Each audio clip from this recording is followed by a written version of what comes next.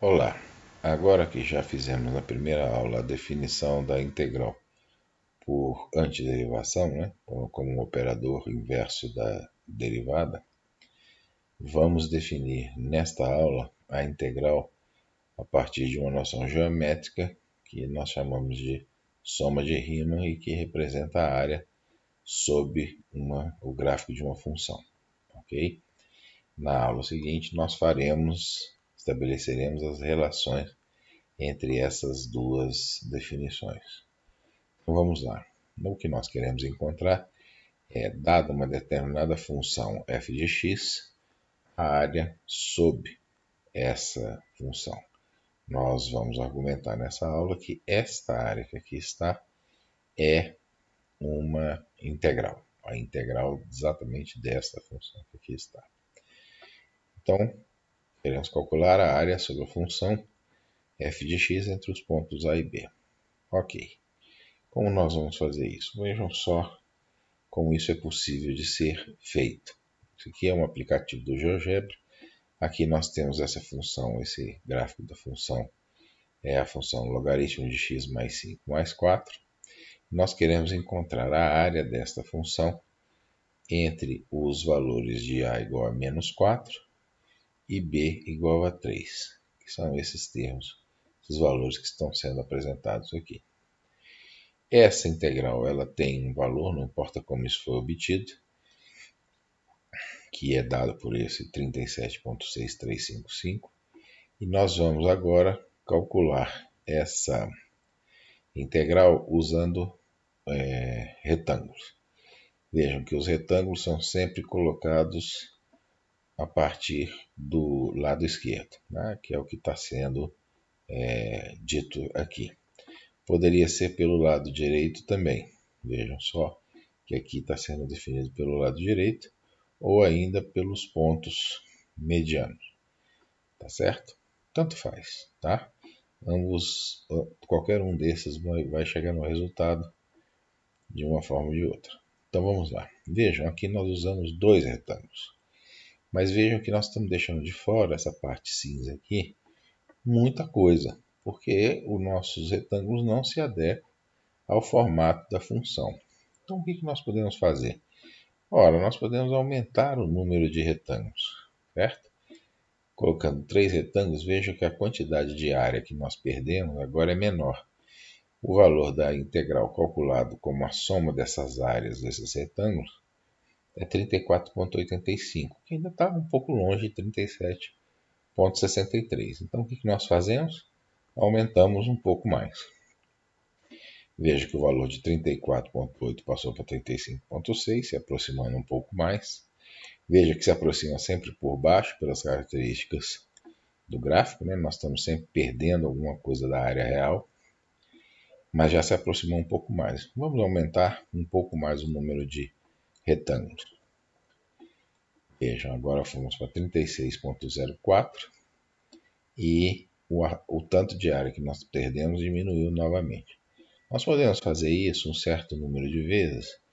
Vejam que a área perdida está cada vez menor e o valor da integral está cada vez mais próximo do valor exato. Então, eu vou aumentando, já tem 16 retângulos, 17, 18, e eu vou cada vez perdendo menos área. E vejam que com 25 retângulos eu já estou com um cálculo da integral na primeira casa decimal bem razoável, né? Eu poderia aumentar ainda um pouco mais. Vamos colocar aqui um valor já bem mais alto, de tal maneira que mal dê para perceber a perda, né, de área. Né? Vejam, 37,53, 52, 37,63. Então é uma perda bem pequena mesmo. Então, como eu quero representar essa integral? Eu quero representar como a soma de áreas retangulares, mas eu quero fazer isso quando o número de áreas retangulares vai para infinito. Como essa base aqui total é finita, evidentemente que a base tem que ir para zero e o número de retângulos tem que ir para infinito. Então vejam que isso vai representar o que nós chamamos de soma de Riemann. Eu posso pegar agora e calcular isso que eu estou chamando de integral, identificando como área. Eu não sei se essa definição ainda é semelhante àquela que eu fiz, vou provar isso na aula que vem, mas supondo que seja, eu chamo então a integral como uma área, como sendo a área desses retângulos que aqui estão, cujas áreas são somadas entre o intervalo A até B, de tal maneira que eu faço o número de retângulos ir para infinito, fazendo com que sua base vá para zero, ou seja, representando. Isso é uma representação, tá? Antes eu fiz a representação do I, né? Lembra que eu dizia que a integral de uma função g era dada dessa maneira. Agora eu estou identificando essa representação dessa maneira que aqui está, tá bom? Então, representando essa integral dessa maneira, ela será igual ao limite de n tendendo para infinito, n é o número de retângulos, de uma soma que vai de 1 até n, da função, veja, aqui está usando o termo mediano, né? O valor da função multiplicado pela base do retângulo. Então, o valor da função é a altura, o valor do ΔXi é a base, e isso daqui é a área para cada i, é a área de um retângulo, do retângulo i. Se eu somar de 1 até n, eu estou somando a área de n retângulos. Se eu fizer o n tender para infinito, eu faço com que esses retângulos tendam para um número infinito de retângulos, com base cada vez menor, e, portanto, com perda cada vez mais desprezível com relação à integral exata. Ou seja, no limite, quando n tende para infinito, isso aqui é exatamente a área sobre a função f de x. E eu estou chamando isso, por enquanto, de integral de g de a até b, porque esses são os extremos do meu intervalo, né? Esse b aqui agora é outra coisa. De a até b são os extremos do meu intervalo. E eu chamei isso de integral. Então, essa é uma segunda forma de se definir integral.